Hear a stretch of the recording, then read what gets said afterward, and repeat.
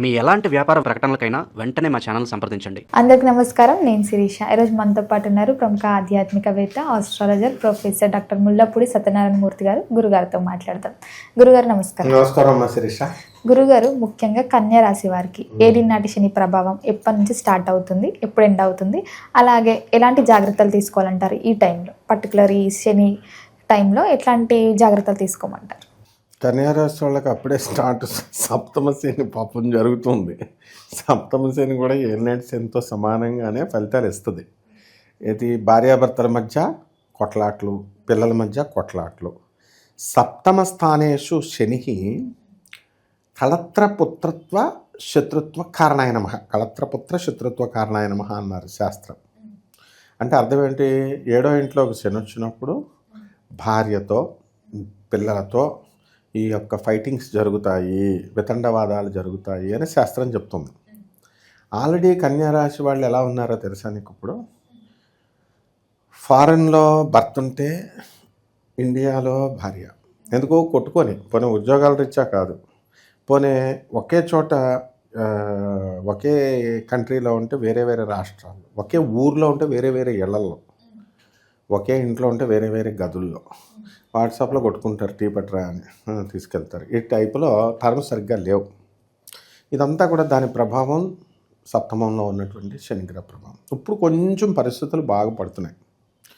ఇలా బాగుపడుతూ ఎప్పటి వరకు ఉంటాయంటే 2036 సంవత్సరం ఆగస్టు నెల వరకు ఉంటాయి.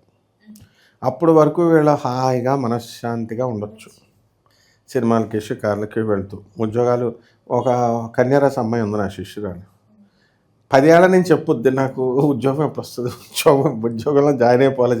అప్లికేషన్ పెట్టదు. అప్లికేషన్ పెట్టిన మరుక్షణం ఉద్యోగం వచ్చేస్తుంది. బ్రహ్మాండంగా చదువుకుంది, పెట్టాలిగా ఇవ్వండి, పెట్టరు.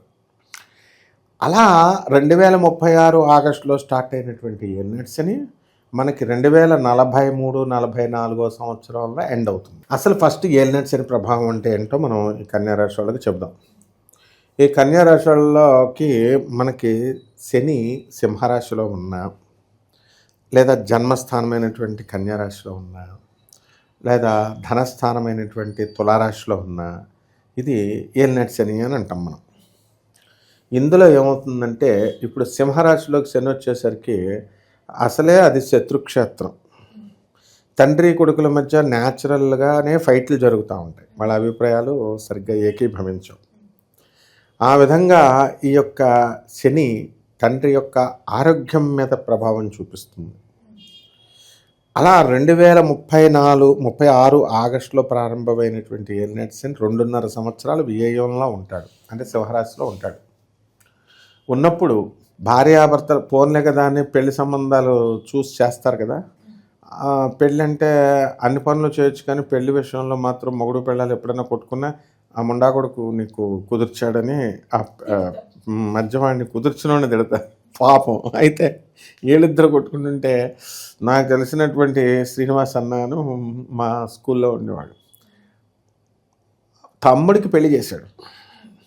మరదలో తమ్ముడు కొట్టుకుంటూ ఫస్ట్ నువ్వు చేసేవని రాత్రి 11:30, 12కి ఈయన్ని తిడతారు. పోలీస్ స్టేషన్ కంప్లైంట్ పెడతాం, ఇలా అనమాట.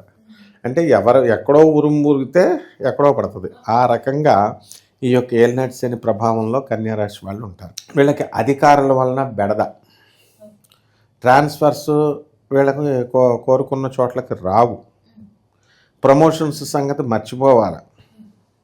ఆ తర్వాత ముసలోళ్ళందరూ కూడా డబ్బులు దాచుకున్నారు పాపం, కొడుకులకు తెలియకుండా, కోడళ్ళకి తెలియకుండా పాపం ఖర్చు ఉంటాయి, ఏదైనా తినాలే డబ్బాలకు పెట్టుకుని. ఈ మోడీ తిన్నంగా ఉండకుండా అప్పట్లో డిమానిటైజేషన్ చేశాడు, 1000 రూపాయల నోట్లు పీకి పడేశాడు. వీళ్ళకి మార్చుకోవడం చేత కాదు, రిజర్వ్ బ్యాంకులకి వెళ్ళి మళ్ళీ ఆ కట్టంతా తీసుకొచ్చి మళ్ళీ కొడుక్కి ఇచ్చి, ఇది ఇలా ఉంటాయి అన్నమాట పాపం. అంటే అక్కరకు రావు మనం దాచుకున్నటువంటి డబ్బులు. ఆ రకంగా వ్యయం, ఖర్చులు ఎక్కువ. అండ్ మెడిసిన్ మనం తీసుకుంటే దానికి సైడ్ ఎఫెక్ట్లు వచ్చినాయి అంటారు చూడు, సైడ్ ఎఫెక్ట్లు వచ్చి ఇంకా మళ్ళీ దానికి వైద్యం చేయించుకోవాలి.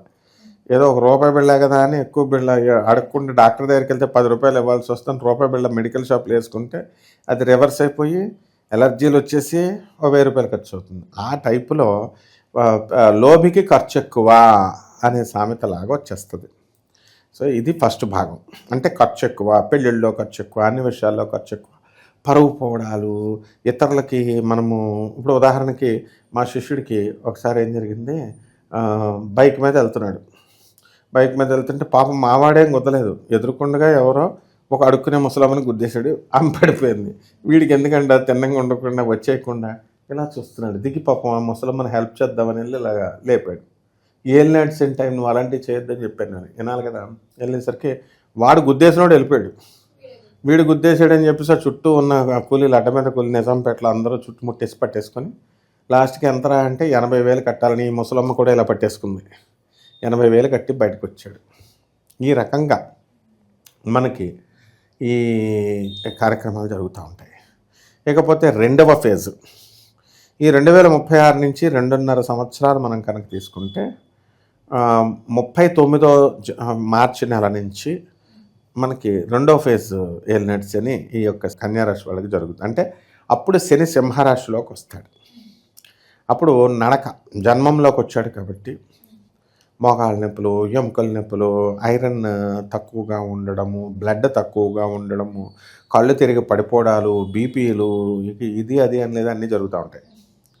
తర్వాత ఈ రాశి వారికి అందరికీ కూడా భార్యాభర్తల మధ్య కొట్లాటలు కొట్టుకున్నటువంటి వాళ్ళు కోర్టులకు వేసుకున్నారు. పోనీ అది ఏమన్నా సెటిల్మెంట్ అవుద్దా అంటే డబ్బులు దొబ్బేస్తూ ఉంటాడు లాయరు, ఇది కోర్టులోనే కేసు బయటకు వెళ్దు, క్రిందే ఉంటుంది ట్రయల్స్ దగ్గరే. ఈ రకంగా భార్యాభర్తల మధ్య కొట్లాట్లు. భార్య ఒకడు నాకు వచ్చాడు, మా శిష్యుడు ఏమన్నాడు, సరదాగా ఆఫీస్లో ఒకే ఆఫీస్లో పనిచేస్తున్నారు కదా అని మంచి ప్రైవేట్ కంపెనీలో చేసేవాడండి. ఆడవాళ్ళు కొలీగ్స్ మాట్లాడుకుంటారు కదా, మాట్లాడుతుంటే నవ్వులు వినబడుతుంటే పెళ్ళం అబ్జర్వ్ చేసి ఏంటి కాల్తో మాట్లాడి నువ్వు ఎక్కడున్నావు అసలు ఫస్ట్ వీడియో కాల్ చేయి అనేదంట. అస్తమానం వీడియో కాల్ చేయడం. వాడు చూసి ఆ ఓనర్లు తిడతారు కదా, ఏంటి అస్తమా నీకు గోలని. సరే అయిపోయిన తర్వాత ఈ గోలంతా నాకు ఎందుకని రాజీనామా చేసి పడేశాడు. అంటే రికార్డింగ్ ఆప్షన్ పెట్టేస్తే వీడు మామూలుగా సరదాగా మాట్లాడినవన్నీ కూడా ఇవన్నీ అనుమానం పెరిగిపోయి ఈ పెళ్ళం బాధలు పడలేక రిజైన్ చేసేసి ర్యాపిడో నడుపుకుంటుంటే వాడికి అక్కడ కూడా ఒక అమ్మాయి ఎక్కిందంట. ఆవిడ ఏమంటుందంటే వీడు స్లోగా తీసుకెళ్తుంది, ఏంటి ఇంత స్లోగా తీసుకెళ్తున్నావు నువ్వు, కొంచెం తొందరగా వెళ్ళాలని కదా మేము తొందరగా ఎక్కేది, ఏంటి ఇంత స్లోగా తీసుకెళ్తున్నావు అంటే ఆ ర్యాపిడో కూడా మానేశాడు. అంటే ఇది శని జన్మంలో ఉన్నప్పుడు జరిగేది. అమ్మ పెట్టదు, అడుక్కు తినానే పదం. ఆ టైపులో ఈ రాశి వాళ్ళందరికీ కూడా జరుగుతుంది. ఆరోగ్య భంగాలు జరుగుతాయి, ఖర్చులు ఇవన్నీ కూడా చేస్తారు. ఇక మూడో ఫేజ్ దగ్గరికి వచ్చేద్దాం. మూడవ ఫేజ్ ఏంటి, ఈ యొక్క తులారాశిలోకి శని వచ్చినప్పుడు నోటి దురద. వీళ్ళు ఏదన్నా సరదాగా చుట్టాలనన్నా లేకపోతే ఎవరినన్నా ఏదన్నా మాట అన్నా వాళ్ళు రామ అంటే బూతులాగా అర్థం అవుతుంది ఏలినాటి శని టైంలో. ఏదైనా పెద్ద మనుషులలాగా వెళ్ళి సలహాలు ఇద్దామని అనుకున్న వీళ్ళని తిట్టడం. ఓసారి ఆ ముసలాయన కోడలతో దెబ్బలాడుతుంటే మీరు ఇలా కోడలు ఇలా రాయి తీసింది, నేను చూడగానే పక్కకి వెళ్ళిపోయాను. నేను ఆ ముసలాయన అంటే అక్కడే నుంచున్నాడు స్టైల్గా కళ్ళజోడు పెట్టుకుని, రాయి తీసి కొట్టింది, అద్దం వెళ్ళి కళ్ళను గుడ్లో గుచ్చుకుంది. ఇలాంటివన్నీ జరుగుతాయి. కాబట్టి ఇవన్నీ కొన్ని చాలా జాగ్రత్తగా కొన్ని పరిహారాలు చేసుకోవాలమ్మా.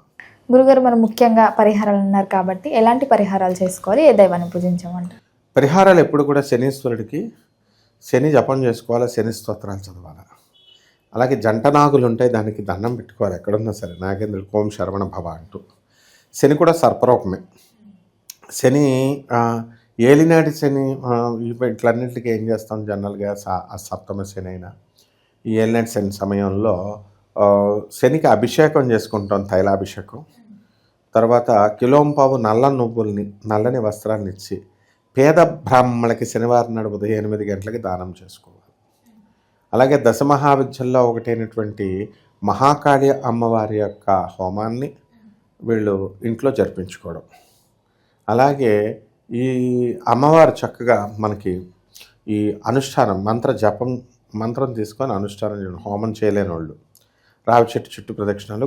అలాగే ఈ యొక్క జమ్మి చెట్టు అని ఉంటుంది, జుపి కానీ జమ్మి కానీ, ఆ చెట్టు చుట్టూ అది కూడా శనికి సంబంధించింది, ప్రదక్షిణాలు చేసుకొని దానికి నీళ్లు పోయాలా. ఈ రకంగా వీళ్ళ కనుక చేసుకొని సాధువులకి, తర్వాత పేదవారికి, వికలాంగులకి, చిన్నపిల్లలకి వీళ్ళకి కనుక సహాయం చేసుకున్నట్లయితే అనాథలకి బ్రహ్మాండంగా ఉంటుందమ్మా. గురుగారు, ఓవరాల్గా కన్యా రాశి వారికి ఏలినాటి శని ప్రభావం ఎప్పుడు ప్రారంభమవుతుంది, ఎలాంటి జాగ్రత్తలు తీసుకోవాలో తెలియజేసినందుకు ధన్యవాదాలు. ధన్యవాదాలు.